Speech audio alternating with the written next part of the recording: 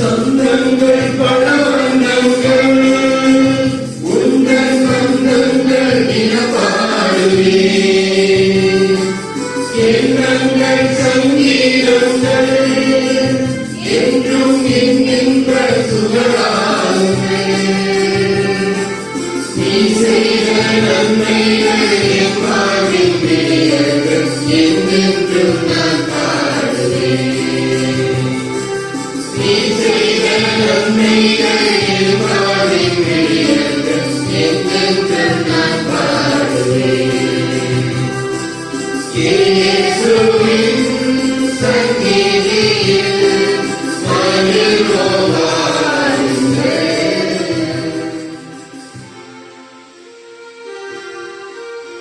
தந்தை மகன் தூய ஆவியின் பெயராலே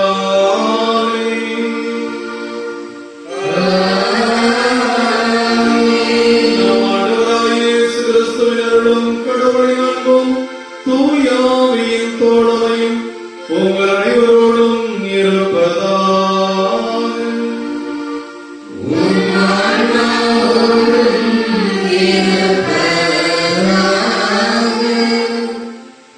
ஆண்டவர் இயேசு கிறிஸ்துவில் எனக்கு மிகவும் பிரியமான அற்புத குழந்தை இயேசுவின் பக்தர்களே, பரிமளம் கனவின் புனித சூசையப்பர் திருக்கரங்களில் தவழ்ந்த அற்புத குழந்தை இயேசு இந்த திருப்பிடத்திலிருந்து உங்களையும் உங்கள் குடும்பங்களையும் நம் மாநிலம் தமிழகத்தையும் நம் தேசத்தையும் இவ்வுலகத்தையும் கொரோனாவின் தொற்றிலிருந்து முழுமையாக காத்து வழிநடத்த உருக்கமாக ஜெபிக்க உங்களை நான் அன்போடு அழைக்கிறேன். அன்புக்குரியவர்களே, இந்த அற்புத குழந்தை இயேசுவின் நினைவு நாளில் இன்றைய இறை வார்த்தைகள் நாம் நம் பாவங்களுக்காக மனம் வருந்த வேண்டும். மனம் வருந்துகிற போது கடவுள் மன்னிக்கிறவராக இருக்கிறார். கடவுளுடைய மன்னிக்கும் தாராள குணத்தை நாம் அறிகிற போதுதான் கடவுளுடைய இறை இரக்கத்தின் வல்லமையை உணர்கிற போதுதான் நாம் கடவுளிடம் மன்னிப்பு வேண்டி மனம் திரும்பி வருகிறவர்களாக மாறுவோம். மன்னிப்பு வேண்டி மனம் திரும்புகிறவர்கள் மட்டுமல்ல,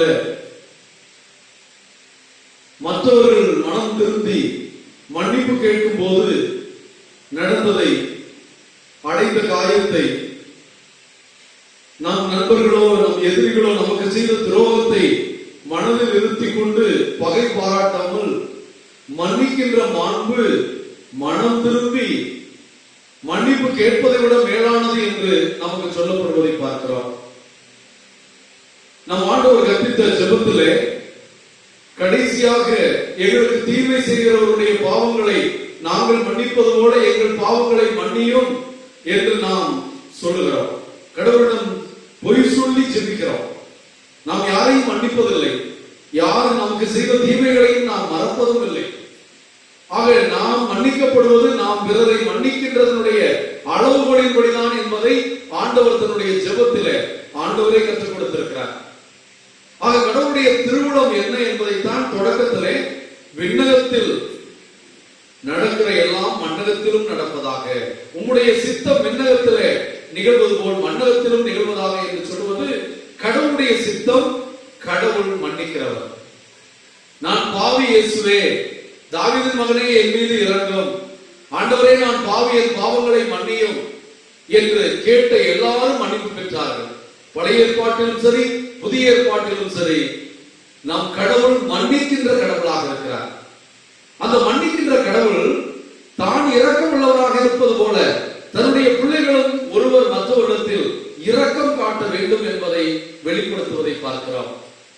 அன்புரிய தேவ பிள்ளைகளே, இன்றைய நற்செய்தியும் முதல் வாசகமும் மிகவும் ஆழமான உருவகங்களை நமக்கு சொல்லி, ஓமைகளை நமக்கு சொல்லி, கடவுள் மன்னிக்கிறவர் என்ற அவருடைய மகா இரக்க குணத்தையும், அந்த குணத்திலிருந்து வெளிவந்தவர்களாகிய நாம் அவரிடம் ஒவ்வொரு நாளும் ஒவ்வொரு கணமும் நாம் பாவம் செய்த போதும், பாவத்தில் வாழ்ந்த போதும், தகுதியற்ற நிலையிலும், நல்லது நினைக்காத கெட்டது நினைத்து, தீமை நினைத்து, அடுத்தவர்கள் பெயரை கெடுத்து வாழ்ந்த சூழ்நிலையிலும் அவர் நம் பாவங்களை மன்னித்து நம் மீது இரக்கம் கொள்கிறவராக இருக்கிறார்.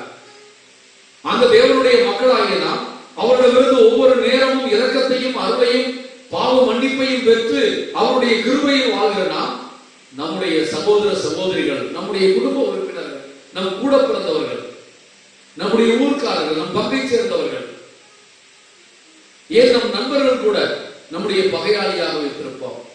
அவர்கள் நம் பகைமை பாராட்டுவதை நம்முடைய பலமாக நினைப்போம். அவனோடெல்லாம் யார் பேசுவா என்று தம்மை பெரியவர்களாக்கிக் கொள்வோம். இப்படிப்பட்ட சூழல்கள் இறைவனுக்கும் கிறிஸ்தவத்திற்கும் எதிரானது. பகை பாராட்டுவது கடவுளுக்கு விருப்பமற்றது. கடவுள் மன்னிக்கிறவர் மட்டுமல்ல, நம்மை மன்னிக்க அழைக்கிறவர். இன்றைய நற்செய்தியிலே ராயப்பன் கேட்கிறார், ஆண்டவரே, எத்தனை முறை மன்னிப்பது? ஒருவன் தவறு செய்து கொண்டே இருந்தால் நான் மன்னித்துக் கொண்டே இருப்பதா? 7 முறை மன்னித்தால் போதுமா என்று கேட்கிறார். ஏனென்றால் இஸ்ராயல் மக்கள் 3 முறை ஒருவனை நீ மன்னிக்கலாம் என்று அவர்கள் பின்பற்றினார்கள். ஆனால் இயேசு சீடர்கள் அவருடைய மன்னிக்கும் குணத்தை பார்த்து 3ஐ 7ஆக்கிக் கொள்கிறார்கள். காரணம், 7 என்பது நிறைவு. 7 முறைக்கு மேல் எவனும் மன்னிக்க முடியாது என்று நினைத்தார்கள். ஆனால் ஆண்டவர் 7 முறை அன்றென்று 7 முறை 70 முறை என்று நான் உங்களுக்கு சொல்லுகிறேன் என்றார். அப்படி என்றால் மன்னிப்பதற்கு இத்தனை முறை என்றல்ல, மன்னித்துக் கொண்டே இருப்பதுதான் மனித இயல்பு மட்டுமல்ல, இறை இயல்பு. To forgive is divine என்று ஆங்கிலத்தில் சொல்வார்கள். மன்னிக்கின்ற குணம் கடவுளுடைய குணம், இறை குணம். அந்த குணத்தை நாம் பெற்றுக்கொள்ள, நம்மை எல்லாம் பாவிகளாக இருந்த போது கடவுள் நம் மீது அன்பு கொண்டாரே, நமக்காக மனூர் எடுத்து அற்புத குழந்தை இயேசுவாக வந்தாரே, இந்த உலகத்திலே நமக்காக மரிக்க, பாவிகளாகி நம்மை ஏற்று நமக்காக மரித்து நம்மை மீட்க நம் மீது இரக்கம் கொண்ட இயேசுவை போல அந்த இயேசுவின் மீட்கப்பட்ட மக்களாகிய நாம், நம்முடைய குடும்ப உறுப்பினர்கள், சகோதர சகோதரிகள், ஊர் மக்கள், நாம் யாரெல்லாம் பகைமை பாராட்டி கொண்டிருக்கிறோமோ அவர்களை மன்னித்து இறையருளை பெற இந்த திருப்பலியில் உருக்கமாக ஜெபிப்போம். இந்த திருப்பலியை தகுந்த முறையில் ஒப்புக் கொடுக்க தடையாக இருக்கிற நம் குற்றம் குறைகளுக்காக மனமுருந்தி மன்னிப்பு கேட்போம்.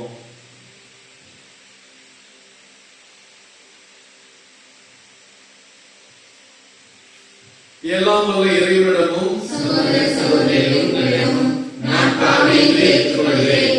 ஏனெனில் சிந்தனையாலும் சொல்லாலும் செயலாலும் கடவுளை தவறியதாலும் பாவங்கள் பல செய்தேன். என் பாவமே, என் பாவமே, என் பெரும் பாவமே. ஆகையால் இப்பொழுது சுத்தமறியாயும் வானதூதர் புனிதர்களையும் சகோதர சகோதரிகளையும் நம் தேவனாகிய ஆண்டவரிடம் எனக்காக வேண்டிக் கொள்ள மன்றாடுகிறேன்.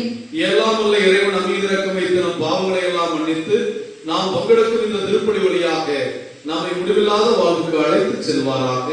ஆமென்.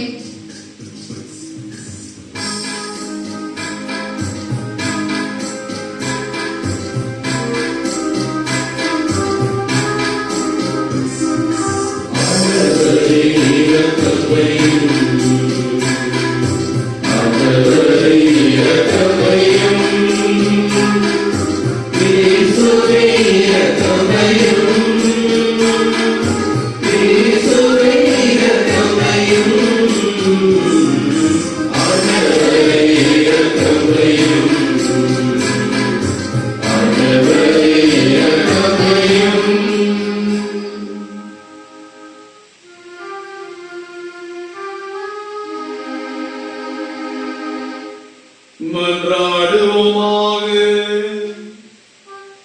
என்றென்றும் உள்ள எல்லாம் வல்ல இறைவா, உம் தூய ஆவியார் எங்களுக்கு கற்று தந்தவாறு உம்மை தந்தையின் அழைக்க நாங்கள் துணிவு கொள்கின்றோம். தந்தைக்குரிய பாசத்தோடு எங்களுடைய பாவங்களை மன்னித்து நீர் ஏற்றுக்கொள்வது போல் மன்னிக்கப்பட்ட பாவிகளாகிய நாங்கள் எங்களோடு வாழும் சக பாவிகளை மன்னித்து உம்முடைய அருளை பெற்று வாழ எங்களுக்கு அருள்வீராக. எங்கள் ஆண்டவராகிய கிறிஸ்து வழியாக உம்மை மன்றாடுகிறோம்.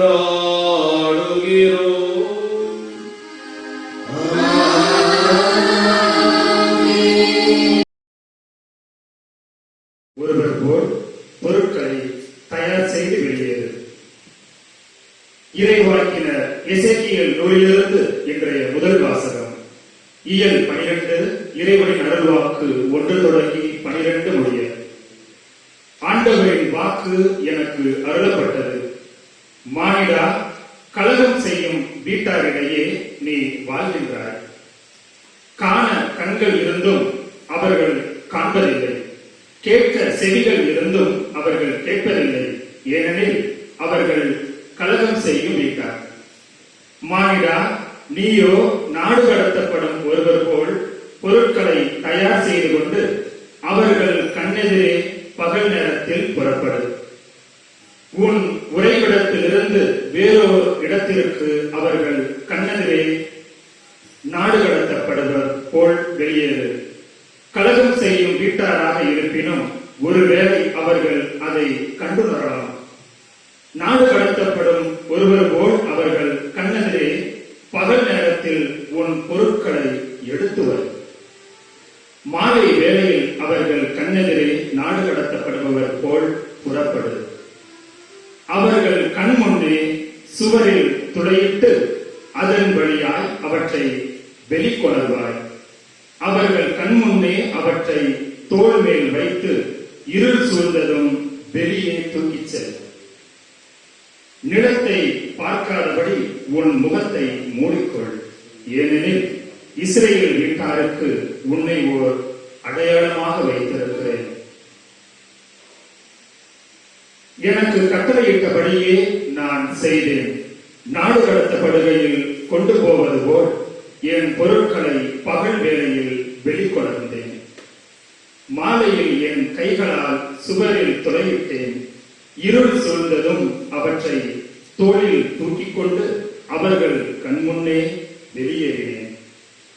காலையில் ஆண்டவரின் வாக்கு எனக்கு அருளப்பட்டது.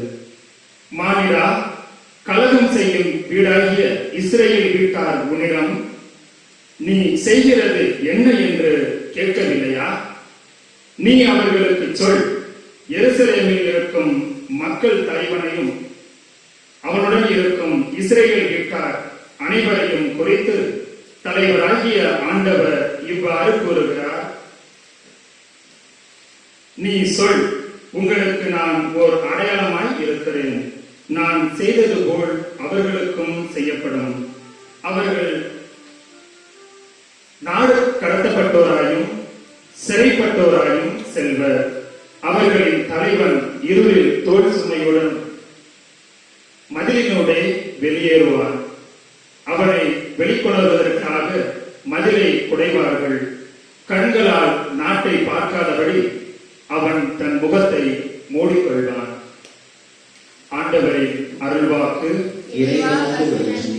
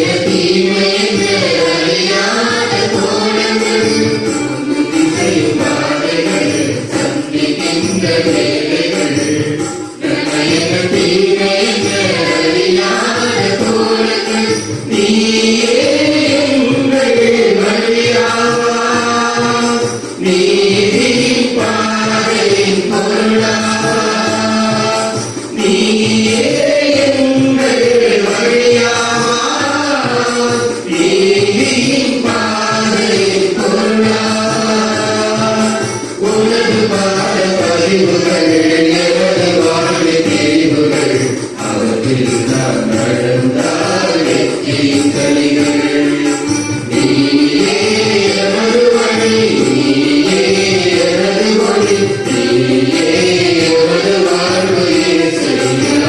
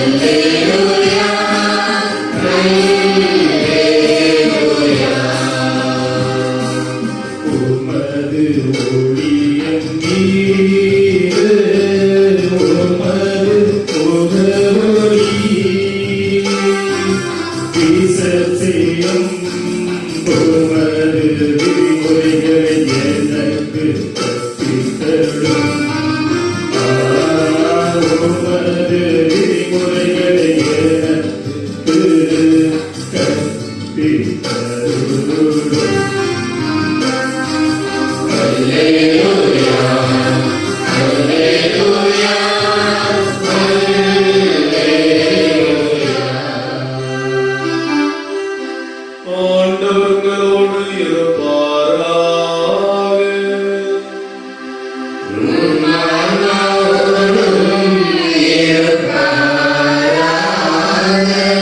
மத்தேயு எழுதிய தூய நற்செய்தியிலிருந்து வாசகம்.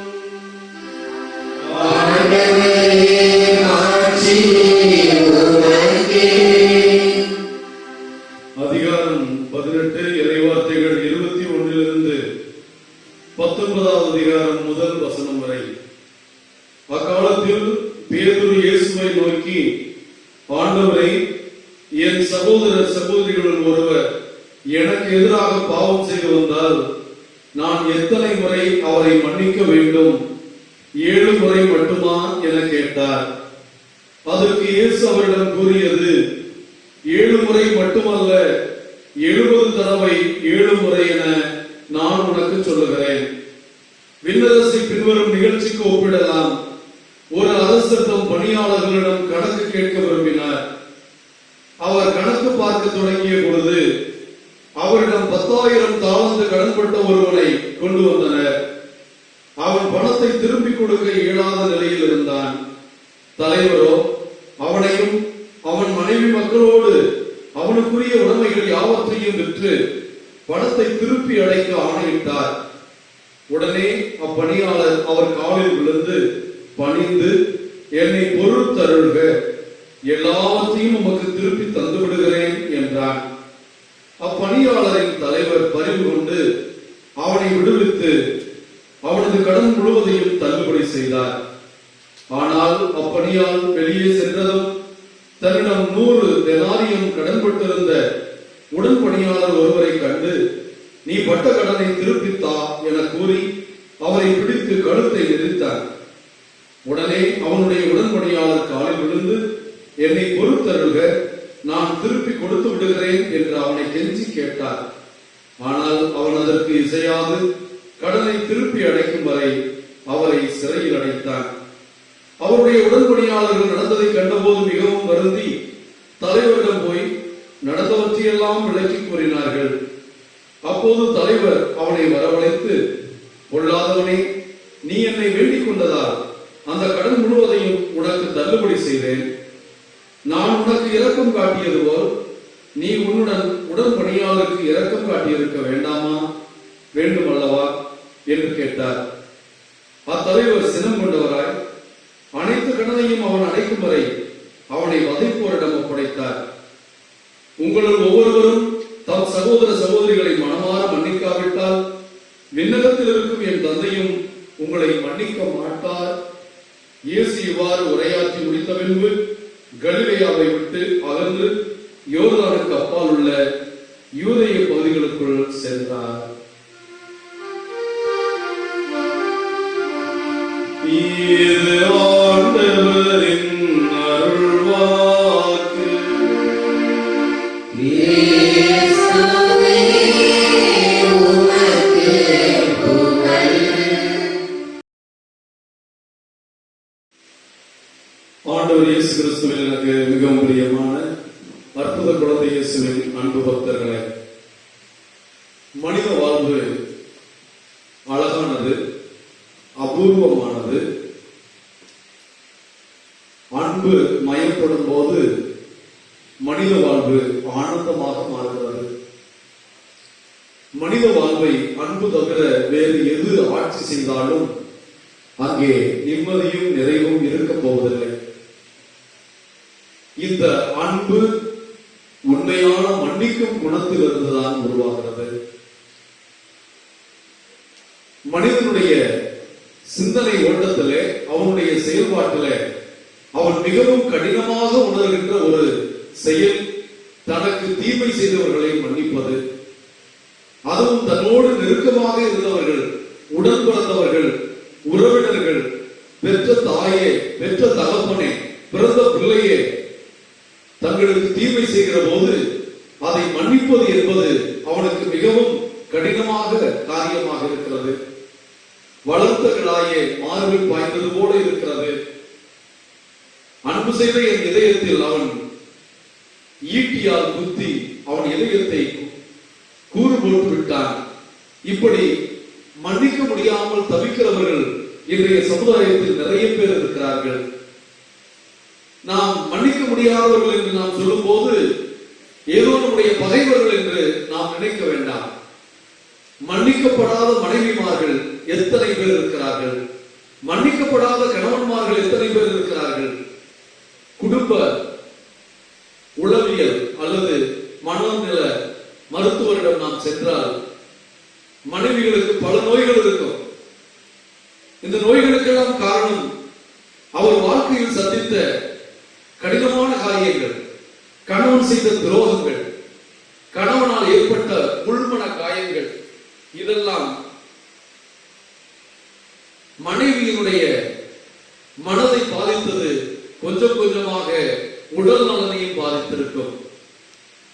பல வேளைகளில் பல முறை மருத்துவர்கள் எல்லா மருந்தையும் கொடுத்துவிட்டு உடல் அளவில் இவருக்கு எந்த பிரச்சனையும் இல்லை, இவருக்கு பிரச்சனை எல்லாம் மன பிரச்சனை, மனநல பிரச்சனை, இவருக்கு என்ன பிரச்சனை என்று நீங்கள் மனநல மருத்துவரிடம் கூட்டிக் கொண்டு போங்கள் என்கிறார்கள்.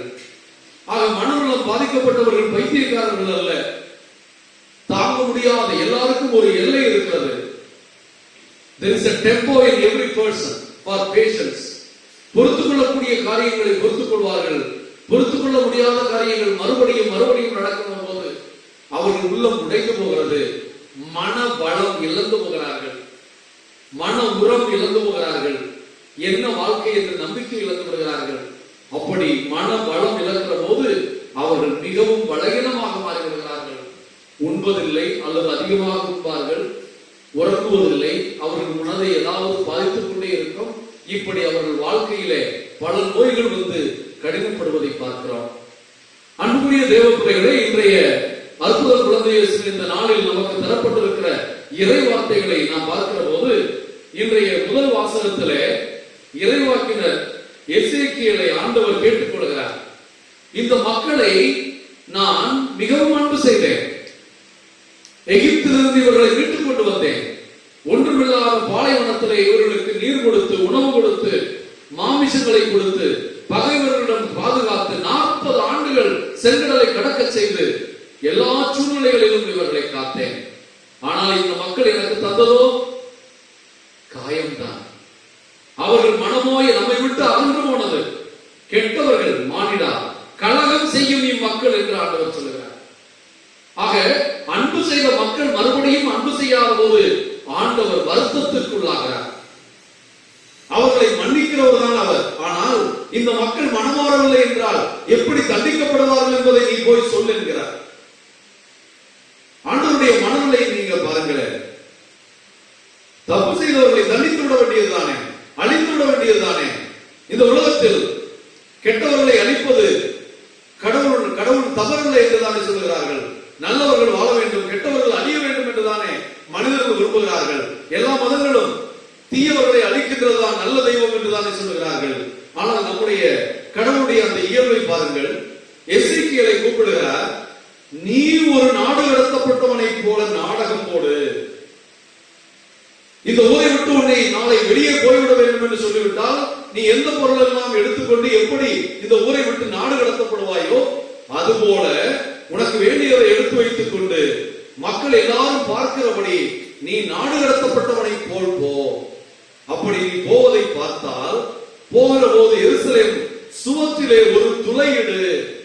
இந்த துளையை பார்த்து நீ இந்த நாட்டை விட்டு நாடு கடத்தப்படுவதை அவர்கள் பார்த்து ஒருவேளை என் மக்கள் மனம் மாறுவார்கள், நானும் அவர்களை தண்டிக்காமல் மன்னித்து விடுவேன் என்று சொல்கிறார். ஆக மன்னிக்க விரும்புகிற கடவுள் அந்த மன்னிப்புக்கான வழியையும் அவர்களை மனமாற்றுவதற்கான போதனைகளையும் கொடுப்பதை பார்க்கிறோம். எப்படியாவது என் மக்களை தண்டிக்காமல் காக்க வேண்டும் என்றுதான் நினைத்தார். அந்த எருசலேம் சுவற்றிலே ஒரு துளையிட சொன்னது. எருசலேம் சுவர்கள் எல்லாம் அந்நியர்களால் உடைத்து எரியப்படும், சுவர்கள் அடிக்கப்பட மக்கள் எல்லாம் இவர்கள் அடிமைகளாக நாடு கடத்தப்படுவார்கள், ஆலயம் எரிக்கப்படும் என்ற அந்த நிகழ்வை சுட்டிக்காட்டும் வண்ணம் எசேக்கியேல் இறைவாக்கினரை அவர்களுக்கு முன் ஒரு நாடு கடத்தப்படுகின்ற அந்த நிகழ்வை, அவர்கள் அடிமைகளாக போகிற நிகழ்வை நடித்து காட்ட சொல்லுகிறார். ஆனால் கடவுளுடைய நோக்கமெல்லாம் இதை கண்ட பின்பாவது அவர்கள் திருந்தி கலகம் செய்வதை விட்டுவிட்டு கடவுளுடைய மக்களாக என்னுடைய சொல்லுக்கு கீழ்ப்படித்து படிப்பினையின்படி வாழ்ந்தால் நான் அவர்களை மன்னிக்கும்படி என்று சொல்லுகிறார். அன்புக்குரியவர்களே, இதைத்தான் இன்றைய நற்செய்தியிலும் இயேசு ஆண்டவர் இஸ்ரவேல் மக்களை மன்னிக்க விரும்பிய ஆண்டவர், இஸ்ரவேல் மக்கள் அடிமைகளாக அல்லலுறுவதை விரும்பாத ஆண்டவர் இன்றைய நற்செய்தியிலும் சொல்லுகிறார். சீடர்கள் கேள்வி கேட்கிறார்கள், ராயப்பர் கேள்வி கேட்கிறார், என்னுடைய சகோதரனோ சகோதரியோ எனக்கு எதிராக குற்றம் புரிந்தால் நான் எத்தனை முறை மன்னிப்பது? 7 முறை மன்னிப்பதா என்று கேட்கிறார். இயேசு ஆண்டவர் 7 முறை அன்றன்று 70 முறை என்று சொல்கிறார். இதற்கு விளக்கம் கொடுக்கின்ற விவிலிய அறிஞர்கள் 770 என்றால் 7ஆல் 70 பெருக்குவதா? நம்முடைய வாழ்க்கையில நான் சொல்லுவேன், நான் பொறுத்து பார்க்கிறேன், இனிமேல் என்னால் பொறுக்க முடியாது. இப்படியெல்லாம் நாம் சொல்லுகிற இந்த நிலையில கடவுள் மன்னிப்பது என்பது உன்னுடைய வாழ்க்கையாக வேண்டும். நீ மன்னிக்கிறவனாகவே மாற வேண்டும். எத்தனை முறை தவறு நடந்தாலும், உனக்கு எதிராக அநீதி இழைக்கப்பட்டாலும் மன்னிப்பது மட்டுமே உன்னுடைய வேலை. அந்த நீதியை உருவாக்குவது கடவுளுடைய வேலை. The vengeance is God, the justice is God's role. கடவுள் நீதியையும் அதற்கான தண்டனையையும் அவர் கொடுப்பார். நீ மன்னிக்க கற்றுக்கொள். காரணம், மன்னிப்பது வழியாகவே நீ மகிழ்ந்து வாழ முடியும், உன் மனதிலே கஷ்டமின்றி வாழ முடியும் என்று ஒரு கதையை சொல்லுகிறார். ஒரு அரசனிடம் கடன் பட்டிருந்த ஒரு பணியாளன் வருகிறான். அவன் கடனோ பெரிய கடன், அந்த கடன் பெரிய அளவிலே இருக்கிறது, அவனால் செலுத்தவே முடியவில்லை. அரசன் சொல்லுகிறார், உன்னுடைய உடமை, உன்னுடைய மனைவி, உன் குடும்பம் எல்லாத்தையும் விட்டுவிட்டு கடனை கட்டு என்று சொல்லுகிறார். காலில் விழுந்து கெஞ்சுகிறான், கட்டி விடுகிறேன், பொறுத்துக் கொள்ளுங்கள். என்னை தண்டித்து விடாதீர்கள், என் கஷ்டத்தை புரிந்து கொள்ளுங்கள் என்று அவன் கெஞ்சுகிறான். அரசன் இறக்கப்படுகிறான். அவனை மன்னித்து நீ உன் கடனை செலுத்த வேண்டாம், போய் மகிழ்ச்சியாக வாழ் என்று அனுப்பிவிடுகிறான். தலைவனுடைய கருணையை பெற்றவன், கடன் எல்லாம் மன்னிக்கப்பட்டவன். இவன் வாழ்க்கையிலே அவன் அடைந்த அவ்வளவு பெரிய நன்றியர்களுக்கு அற்றவனாக வெளியே போனவுடன் தன்னிடம் 100 ரூபாய் கடன்பட்டவனை கழுத்தை பிடித்து நெரித்து கடனை செலுத்தி என்று சிறையில் அடைக்கிறான். இந்த கதையை சொல்லிவிட்டு ஆண்டவர் சொல்கிறார், பொல்லாதவனே, நீ உனக்கு நான் இரக்கம் காட்டினேனே, நீ கெஞ்சினாயே, காலில் விழுந்து கெஞ்சினாயே, நான் உனக்கு இரக்கம் காட்டினேனே, உன் காலில் விழுந்து கெஞ்சிய உன் உடல் ஊழியனுக்கு நீ இரக்கம் காட்ட வேண்டாமா? கடவுளுடைய மன்னிக்க முடியாமல் இருக்கிறவர்கள் மீது கடவுள் கொண்டிருக்கிற சினம் தெரிகிறது. மன்னிக்காமல் பகையோடு இருக்கிறவர்கள் மீது கடவுள் மிகுந்த சினம் கொண்டிருக்கிறார். உன் வாழ்க்கையில நீ செய்த தவறுகளை நினைத்துப்பார். கடவுள் உன்னுடைய தவறை நினைவு கூர்ந்தார். ஆண்டவரே, நீர் எங்கள் குற்றங்களை நினைவு கூர்ந்தார், உமக்கு முன்பாக எவன் நிற்க முடியும்? ஒரு புனிதன் கூட ஒரு நாளைக்கு 7 முறை பாவம் செய்கிறானே, அவனை பொறுத்துக் கொள்கிறார் கடவுள். கடவுள் நம் குற்றங்களை நினைவு கூறுவதில்லை. கடவுள் நம் குற்றங்களை மன்னிக்கிறார், எப்பொழுதும் மன்னிக்கிறார். நாம் இதோ நான் பாவி என்று சொன்னால் போதும், ஆண்டவருடைய பாதத்தில் அமர்ந்து விட்டால் போதும், ஆண்டவர் நம் பாவங்களை மன்னிக்க தயாராக இருக்கிறாரே. நம் பாவங்களை மன்னிக்க அவர் பாவத்தின் பலனான அந்த சம்பளத்தை அவரே செலுத்தினாரே தன்னுடைய இரத்தத்தினார். அப்படிப்பட்ட தேவனுடைய பிள்ளைகளாகிய நாம் கிறிஸ்தவர்களும் இன்றும் நம் பக்கத்து வீட்டில் இருக்கிறவர்களோடு எவ்வளவு பகையாக இருக்கிறோம், கெட்ட எண்ணத்தோடு இருக்கிறோம். பக்கத்து வீட்டில் நல்லது நடக்கக்கூடாது என்று அவர்களை பற்றி மற்றவர்கள் இல்லாத பொருளாதெல்லாம் சொல்லுகிறோம். ஒரு வீட்டில் நெருப்பு பிடித்து இருந்தால் நாம் மகிழ்ச்சி அடைகிறவர்களாக இருக்கிறோம். அடுத்தவன் கெட்டு போனால் அதை உள்ளுக்குள்ளே ஆனந்தமாகிறோம். அவன் செய்த தவறுக்கு கடவுள் தண்டித்து விட்டார் என்று யோக்கியர்களை போல பேசுகிறோம். ஆண்டவர் சொல்கிறார், மன்னிக்காதவனை பிடித்து வதைப்போரிடம் விடுங்கள். அவன் கடைசி காசி கொடுக்கிறவரை கடவுளுடைய மன்னிப்பை பெறவே முடியாது என்று ஆண்டவர் சொல்கிறார். அன்புக்குரியவர்களே, நாம் எல்லாம் மனிதர்கள். எல்லாரும் தவறு செய்கிறோம். குருவாகிய நானும் தவறு செய்கிறேன். நம்முடைய திருத்தந்தை சொல்லுகிறார், இந்த உலகத்தில் இருக்கிற பாவிகளிலேயே நான் தான் பெரிய பாவி, எனக்காக ஜெபியுங்கள் என்கிறார். நாம் எல்லோரும் பாவம் செய்கிறோம், எல்லோரும் தவறு செய்கிறோம். எண்ணத்தால் தவறு செய்கிறோம், நம்முடைய சிந்தனையால் தவறு செய்கிறோம். எல்லாரும் தவறு செய்கிறவர்கள் என்று தெரிந்தும், நான் ஒரு பெரிய குற்றவாளி என்று தெரிந்தும், எனக்கு எதிராக ஒருவன் குற்றம் செய்கிற போது நான் நிரபராதி போல நீதிபதி போல ஆவது எந்த விதத்தில் நியாயம்? அன்பு நம்மில் ஆட்சி செலுத்தும் என்றால் அன்பு பொறுமையானது, இரக்கம் காட்டக்கூடியது, மன்னிக்கக்கூடியது. ஆக மன்னிப்பது அன்பினுடைய தன்மை என்பதனால் அற்புத குழந்தை இயேசு விண்ணிலிருந்து மண்ணிற்கு வந்தது. மண்ணில் வாழும் நம்மை எல்லாம் மன்னித்து விண்ணுக்கு அழைத்து செல்லத்தான். இறப்பதற்காக பிறந்தவர் இயேசு மட்டுமே, நாம் வாழ்வதற்காக. அவரிடமிருந்து, அவர் செயல்களில் இருந்து மன்னிக்கின்ற அந்த மாண்பை கற்றுக்கொள்வோம். மன்னிக்கும் மாநிலர்களாய் நாம் மாறிவிட்டால் மனிதர்களும் இன்பத்தில் திளைப்பது எப்பொழுதும் சாத்தியமே. ஆமென்.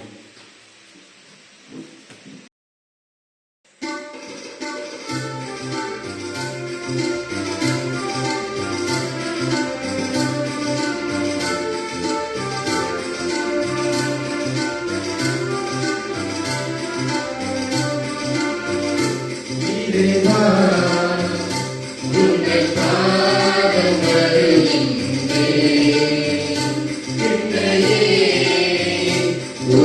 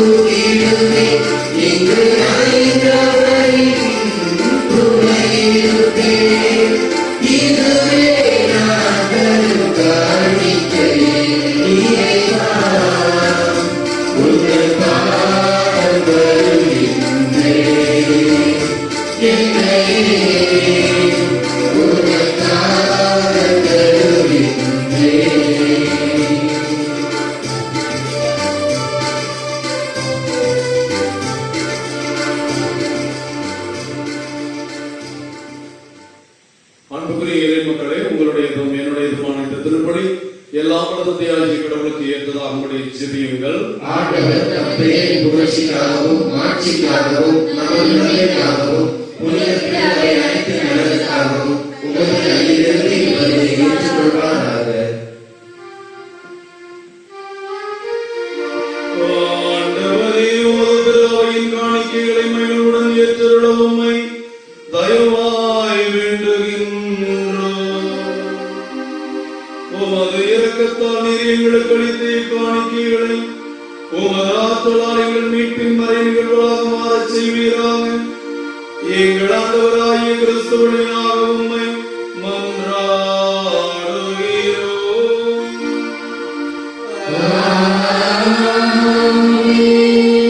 ஆண்டவர் உங்களோடு இருப்பாராக.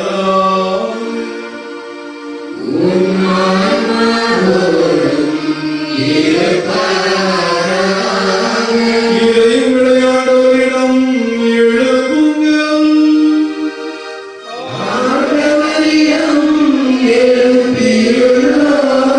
நாம் இறைவனாகிய ஆண்டவருக்கு நன்றி கூறுவோம்.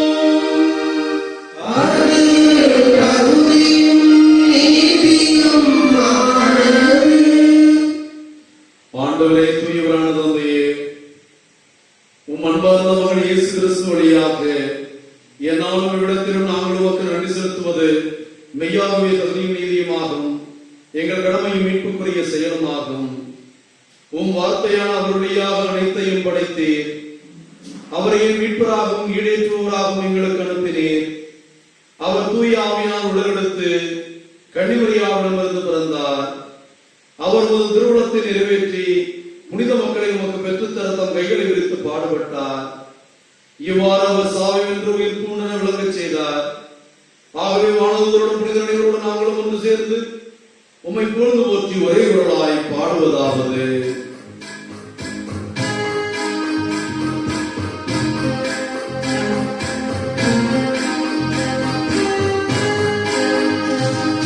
தூயவர் தூயவரே, போற்றி புகழ்ந்திடுவோம். அவர் மகிமை மகத்துவமும் உலகில் கதறிட புகழ்ந்திடுவோம். தூயவர் தூயவரே, போற்றி புகழ்ந்திடுவோம்.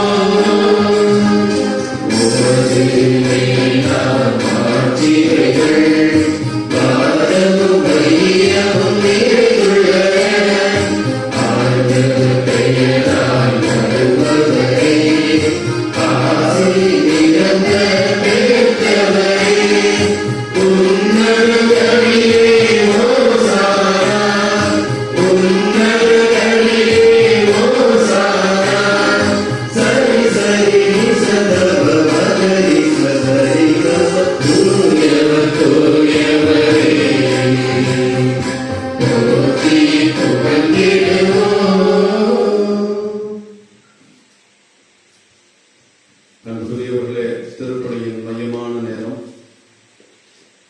ஆண்டவர் எழுந்தருளி வருகின்ற எழுந்தேற்ற நேரம். இந்த சாதாரண அப்பமும் திராட்சை பழ ரசமும் இயேசுவின் உடலாகவும் இரத்தமாகவும் மாறுகின்ற நேரம். ஆண்டவருடைய வல்லமை இந்த அப்பத்தை அப்பமே இல்லாமல், இந்த ரசத்தை ரசமே இல்லாமல் ஆண்டவருடைய உடலும் இரத்தமுமாக மாற்றுகிற நேரத்துல நம் உடலில் இருக்கிற எல்லா நோய்களையும் நீக்க வல்லவர், நம் சமூகத்தில் இருக்கிற எல்லா தீமைகளையும் மாற்ற வல்லவர். கடுகளவு விசுவாசம் இருந்தால் நீங்கள் கேட்பதெல்லாம் கிடைக்கும் என்று சொன்னவர். ஆவியின் வல்லமை இறங்கி பெரிய வியாழக்கிழமை செய்த அதே புதுமையை இதே திருப்பலியில் செய்து கொண்டிருக்கிற இந்த புதுமையான அதிசயமான ஆண்டவருடைய அற்புதமான கரங்கள் வெளிப்படுத்தும் வல்லமை நம்மிலும் நம் குடும்பங்களிலும் வெளிப்பட இந்த எழுந்தேற்றத்துல பக்தியோடு ஆண்டவருடைய உருக்கமாக ஜெபித்து எங்களையும் தொடும். இந்த அப்பத்தையும் ரசத்தையும் தொட்டு மாற்றுகின்ற தெய்வமே, எங்கள் குழந்தைகளை தொடும், எங்கள் குடும்பங்களை தொடும், எங்கள் பங்கை தொடும், எங்கள் குருக்களை தொடும், எங்கள் ஆயர்களை தொடும், எங்களை எல்லாம் உம்முடைய பிள்ளைகளாக மாற்றும், உமக்கு பிரியமான பிள்ளைகளாக மாற்றும் என்று ஜெபிப்போம். ஆண்டவரே, நீர் மெய்யாகவே தூயவர், தூய்மை அனைத்திற்கும் ஒன்று. ஆகவே உடைய பரிசுத்த ஆவியை பொழிந்து இக்காணிக்கைகளை தூய்மைப்படுத்த உம்மை வேண்டுகிறோம். இவ்வாறு எங்கள் ஆண்டவர் இயேசு கிறிஸ்துவின் உடலும் இரத்தமுமாக இவை எங்களுக்கு மாறுவதாக. அவர் பாடுபட உளங்கணிந்து தம்மை கையளித்த போது அப்பத்தை எடுத்து தந்தையாகிய கடவுளுக்கு நன்றி செலுத்தி அதை பிட்டு தம் சீடர்களுக்கு அளித்து அவர் கூறியதாவது: அனைவரும் இதிலிருந்து பெற்று உண்ணுங்கள், ஏனெனில் இது உங்களுக்காக கையளிக்கப்படும் என் உடல்.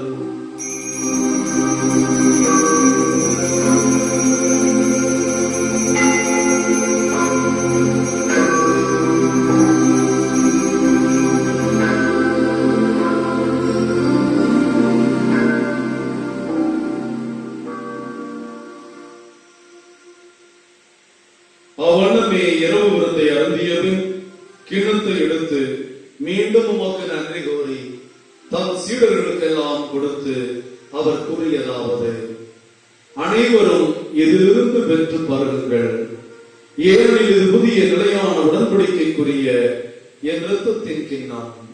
இது பாவ மன்னிப்புக்கென்று உங்களுக்காகவும் பலருக்காகவும் சிந்தப்படும். இதை என் நினைவாக செய்யுங்கள்.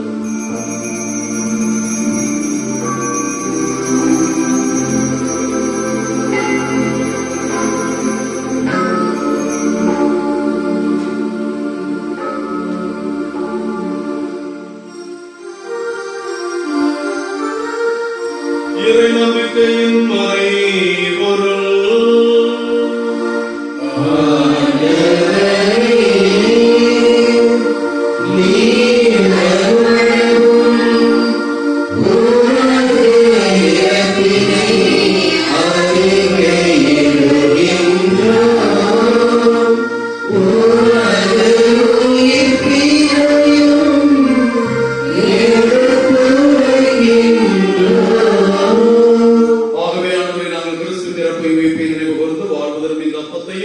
மீட்பளிக்கும் இக்கிண்ணத்தையும் ஒப்புக் கொடுக்கிறோம்.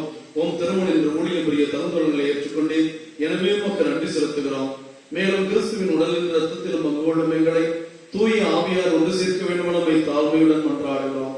ஆண்டவரே, உலகெங்கும் பரவி இருக்கும் போது திருவையை நினைவு கூர்ந்தருளும்.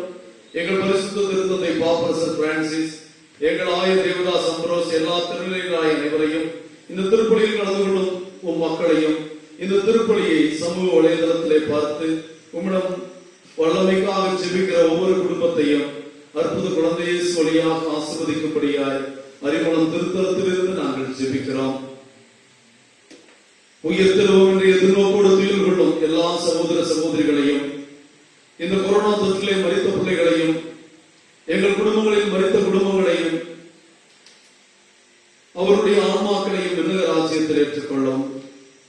இவ்வுலகில் வாழும் எங்கள் மீதும் இரக்கமாயிரும். கடவுளின் கண்டித்தாயான மாட்சிமைக்குரிய மரியா, அவருடைய அன்பு கணவர் அறிமுகம் கடலில் புனித சூசையப்பர், இயேசுவின் திருத்தூதர்கள், இவ்வுலகில் உகந்தவராயிருந்தோர் புனிதாகிய புனிதர் அனைவருடனும் நாங்கள் நிலைவாழ்வில் பங்கு கொள்ளும் தகுதி பெற்று உம் திருமகன் இயேசு கிறிஸ்து வழியாக உம்மை புகழ்ந்தேத்து வரவருள உம்மை தாழ்மையாய் வேண்டுகிறோம்.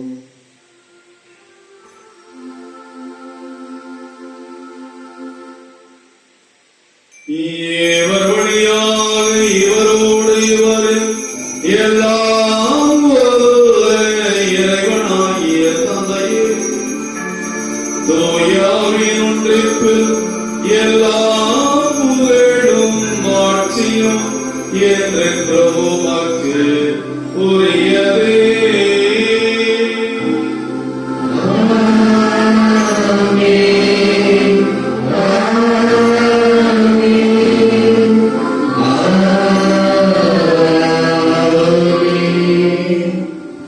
அன்புக்குரிய தேவ பிள்ளைகளே, கடவுள் இரக்கமும் கருணையும் பேரன்பும் கொண்டவராய் எல்லா நேரத்திலும் ஒவ்வொரு நாளும் ஒவ்வொரு முறை நாம் தவறுகிற போதும் நம்மை மன்னிக்கிறவராக இருக்கிறார்.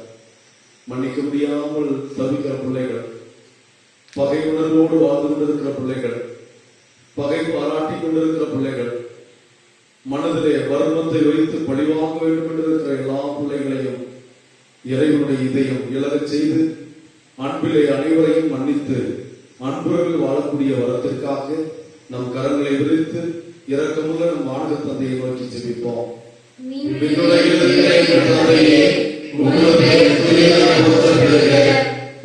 ஆட்சி வருக, உமது திருமணம் விண்ணுலகில் நிறைவேறுவது போல மண்ணுலகிலும் நிறைவேறுக. எங்கள் அன்றாட உணவை இன்று எங்களுக்கு தாரும். எங்களுக்கு எதிராக குற்றம் செய்வோரை நாங்கள் மன்னிப்பது போல எங்கள் குற்றங்களை மன்னியும். எங்களை சோதனைக்கு உட்படுத்தாதையும், தீமையிலிருந்து எங்களை விடுதலை தருளும். ஆண்டவரை, தீமைகள், நோய்கள், பேய்கள், அங்ககார சக்திகள், கொரோனாவின் கொடுந்தொற்று எல்லாவற்றிலிருந்தும் பிள்ளைகளுக்கு விடுதலை அளித்து எங்களுக்கும் எங்கள் குடும்பங்களுக்கும் அமைதியை கொடையாக வழங்குவீராக. உமது இரக்கத்தினால் நாங்கள் பாவத்திலிருந்து எப்போதும் விடுதலை பெற்ற பிள்ளைகளால் எந்த கலக்கமும் பயமும் இல்லாமல் நலமாய் இருப்போமாக. நாங்கள் நம்பியிருக்கும் பேரின்ப வாழ்வையும் எங்கள் ஆண்டவர் இயேசுவின் இரண்டாம் வருகையும் மகிழ்ச்சியோடு எதிர்பார்த்திருக்கின்றோம்.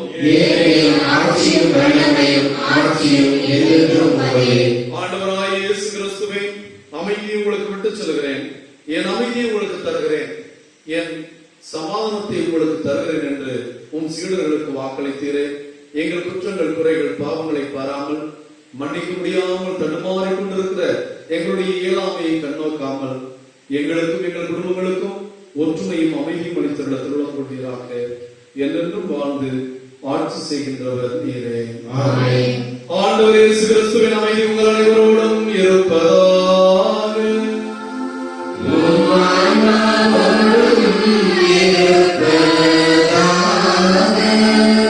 அன்புக்குரிய தேவ பிள்ளைகளே, சமாதானத்தின் கடவுள் நம் ஆண்டவர். அவர் நமக்கு கொண்டு வந்த உன்னதமான அமைதியை ஒருவருக்கொருவர் நாம் பகிர்ந்து கொள்வோம். அமைதி.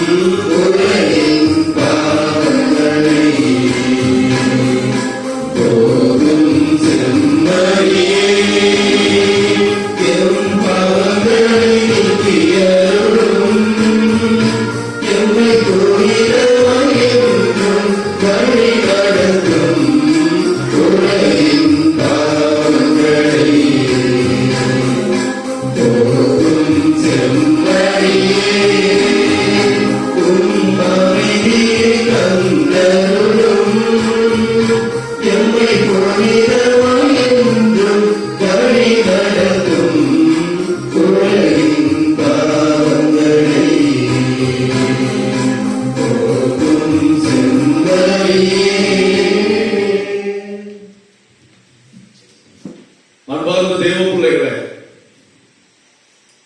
தம்மையே வெறுமையாக்கி கடவுளுக்கு நிகரான நிலையை பிடித்துக் கொண்டிருக்க விரும்பாமல் பாவிகளாக இருந்த நம் மீது கொண்ட அன்பினால் மனு எடுத்தவர், நம் பாவங்களை எல்லாம் மன்னிக்க தன்னையே விலையாக கொடுத்தவர், அவர் விலையாக கொடுத்த அவருடைய திருவுடலையும் திருரத்தத்தையும் பெற்று மன்னிக்கும் மக்களாக மாறப்போகிற நாம் அனைவரும் பேறு பெற்றோர்.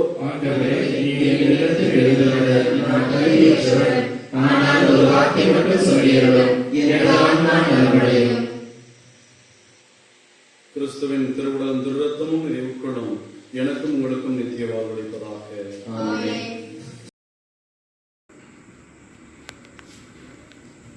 கடவின் புனித தூக்கைப்பர் அருத்தலம் புதிய ஆலயத்திற்கான ஜெபம்.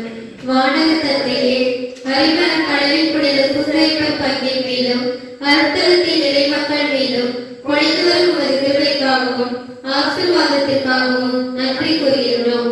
இவ்வருத்தலத்தில் மக்கள் கட்ட விரும்பும் புதிய ஆலயத்திற்கான வேண்டுதலும் அது குறித்த அச்சம் பயத்துடன் திருமண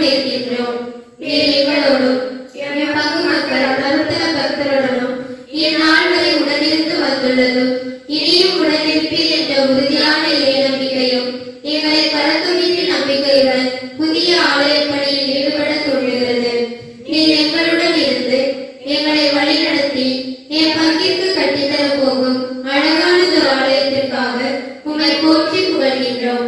உம்மை பிரித்து எங்களால் எதுவும் செய்ய இயலாது. உம்மால் எல்லாம் கூடும் என்று விசுவசிக்கின்றோம். வானக தந்தையே, வானமே கொள்ள முடியாத இறைவா, அறிவலம் கடமை புனித சூசையப்பர் அவதலத்தில் என் மத்தியில் குடிகொள்ள வந்தருளும். நீர் என் மத்தியில் உருவாக்க போகும் புதிய ஆலய பணியின் மீது உமது திருக்கரம் இருப்பதாக. நல் மனதோரை பலப்படுத்தி ஆலய பணிக்கு உதவும் தாராள உள்ளத்தோரை மேம்படுத்தும். நீரே இந்த ஆலயத்தை கட்டி எழுப்பியருளும். ஆண்டவருக்கும் அவர் வளர்ப்பு தந்தை கடமை புனித சூசையப்பருக்கும் வீடு கட்டும் இம்மக்களின் வீடுகளை கட்டி எழுப்பும். ஏழை மக்கள் நாங்கள் இயேசுவே, ஏழை மக்கள் நாங்கள் கட்டும் இறை இல்லம். கடமை புனித சூசையப்பர் உமது வளர்ப்பு தந்தை வழியாக நீர் என் இந்திய நாட்டையும் தமிழகத்தையும் இவ்வர்த்தக பங்கு மக்கள் மற்றும் மக்களையும் ஆசீர்வதிக்கும் இடமாக்கும். இந்த புதிய ஆலய பணி இறைவன் எனக்கும் என் குடும்பத்திற்கும் வழங்கும் இறைவனின் கொடையின உணர்ந்து தாராள உள்ளத்துடன் உதவ எங்களை தூண்டியருளும். புதிய ஆலயத்திற்கு எனது காணிக்கை என் குடும்பத்தின் காணிக்கை என்று உமது வளர்ப்பு தந்தை கடமை புனித சூசையப்பர் ஆலய பணிக்கு உதவவும் உடல் உழைப்பை வழங்கவும் அனைவரும் முன்வர அருள்தாரும். என்றும் எங்கள் ஆண்டவரும் உமது திருமகனுமான இயேசு கிறிஸ்து வழியாக மன்றாடுகிறோம். இயேசுவே புகழ், இயேசுவே நன்றி, மரியே வாழ்க. அறிவலம் கடமை புனித சூசையப்பரே, எங்களுக்காக வேண்டிக் கொள்ளும். ஆண்டவர் கூறுகிறார், யாரேனும் தாகமாயிருந்தால் என்னிடம் வரட்டும், பருகட்டும். என்னிடம் நம்பிக்கை கொள்வார் உள்ளத்திலிருந்து வாழ்வுதலும் தண்ணீர் ஆராய் பெருக்கெடுத்து ஓடும் என்கிறார். நன்றி கோரி மன்றாடுவோமாக. பேரிரக்கமுள்ள ஆண்டவரே, இந்த அன்பினருடைய ஆளும் எங்களை புனித அன்புத்தியால் பற்றி எறியச் செய்வதாக. எவ்வாறு நாங்களும் திருமணம் என்றும் ஏற்கப் பெற்று எங்கள் சகோதர சகோதரிகளில் அவர்களையே காண கற்றுக்கொள்வோமாக. என்றென்று வாழ்ந்து ஆட்சி செய்கின்ற அவர் வழியாக உம்மை மன்றாடுகிறோம்.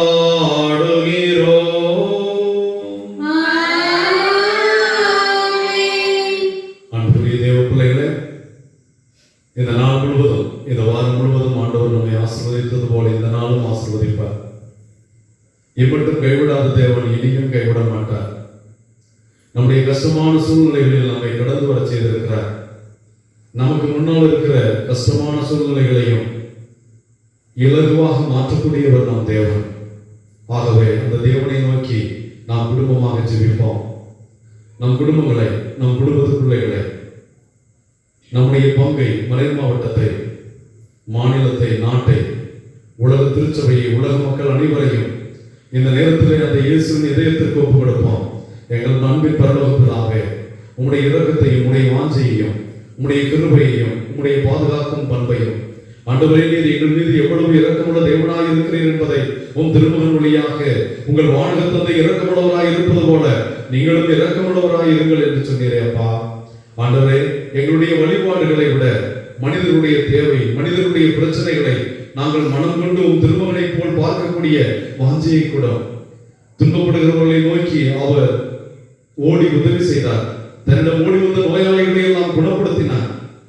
இப்படி மனித தேவைகளை, மனித உணர்வுகளை, மனிதனுடைய பிரச்சனைகளை புரிந்து கொள்ளக்கூடிய தேவனாகவும் திருமகன் எங்களுக்கு வெளிப்படுத்தினார். ஆண்டவரே, நீர் எங்களை புரிந்து கொள்கிறவராக இருக்கிறேன், எங்கள் சார்பாக இருக்கிறேன், எங்களை தீர்ப்பிடாமல் எங்களை மீட்கிற தேவனாக இருக்கிறேன் என்பதை உணர்கிறோம். இந்த கஷ்டமான கொரோனா காலத்திலே 5-6 மாதங்களும் உம் மக்கள் பட்ட பாடுகள் வரலாற்றிலே அவர்கள் பட்ட பெரும் துன்பமாக இருக்கிறது. மக்களுடைய துன்பங்களை எல்லாம் உம் திருமகன் இயேசு கிறிஸ்து கல்வாரியில் பட்ட துன்பங்களோடு ஒப்புக் கொடுக்கிறோம். ஆண்டவரே, இந்த துன்பங்களை எல்லாம் நாங்கள் மீட்பின் தைலங்களாக எங்கள் மீது பொழிய வேண்டுமாய் ஜெபிக்கிறோம். ஆண்டவரே, எல்லா குடும்பங்களையும் ஒப்புக் கொடுக்கிறோம். குடும்பங்கள் நீர் வாழும் இல்லங்கள், நீர் ஏற்படுத்திய தம்பதியர்கள், அவர்கள் அன்புறவுகளை நிலைத்திருப்பார்களாக. உமக்கு பிரமாணிக்கமுள்ள பிள்ளைகளாக வாழ கிருபை செய்யும். அவர்களுக்கு நீர் கொடுத்த குழந்தைகள் மீது அவர்கள் அன்புள்ளவர்களாக இருந்து தங்களுடைய செயல்பாடுகளால், தங்களுடைய எண்ணங்களால் பிள்ளைகளை உம்மால் அவர்கள் இதயத்தை எழுப்பி வரச் செய்வார்களாக. ஆண்டவரே, பிள்ளைகளுக்கு இந்த துன்பமான வேளையிலும் நீர் உறுதியான விசுவாசத்தை கொடும். காக்கிற தெய்வம் நீரே என்பதை அவர்கள் நம்ப செய்திடணும். ஆண்டவரே, உண்மை விட அவர்கள் சிறந்த ஒரு ஆண்டிலும் ஒரு சிறந்த ஒரு இடத்திலும் தங்களை அடைக்கலம் கொடுக்க முடியாது. எங்களுக்கு அடைக்கலமும் கோட்டையுமாக இருக்கிறவர் நீர் என்ற அந்த உணர்வை, அந்த எண்ணத்தை, அந்த புரிதலை, அந்த விசுவாசத்தை உன் பிள்ளைகளுக்கு நீர் கொடுத்திருக்கிறோம் ஆண்டவரே. அப்படிப்பட்ட விசுவாசத்தினாலேயே உன் பாதத்தில் நாங்கள் விழுந்து கிடப்போம், உம்மை பற்றி கொண்டு வாழ்வோம். நீர் இல்லை என்றால் எங்களுக்கு யார் இருக்கிறார்? ஆண்டவரே, நீர் இரக்கம் கொள்ளவில்லை என்றால் எங்களுக்கு யார் இரக்கம் கொள்வார்கள்?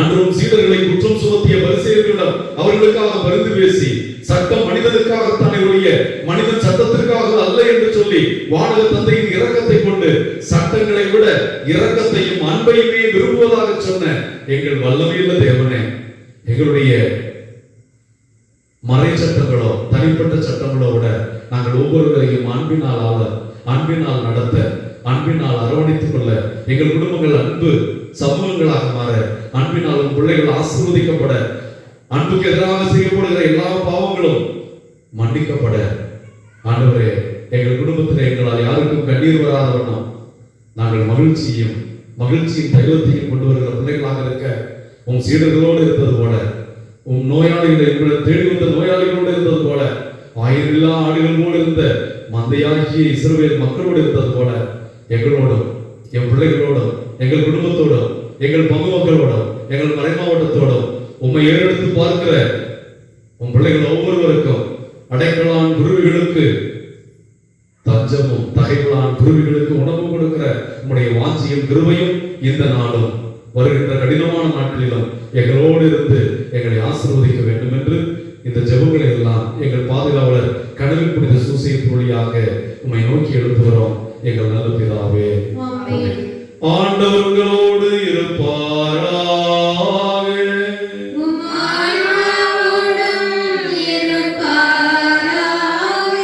எல்லாம் வல்ல இறைவன் பிதா, சுதன், பரிசுத்த ஆவி உங்களையும் உங்கள் குடும்பங்களையும் அறிமணம் கடவுள் புனித சூசையின் வழியாக அவர் விதமாக ஆசீர்வதிப்பாராக.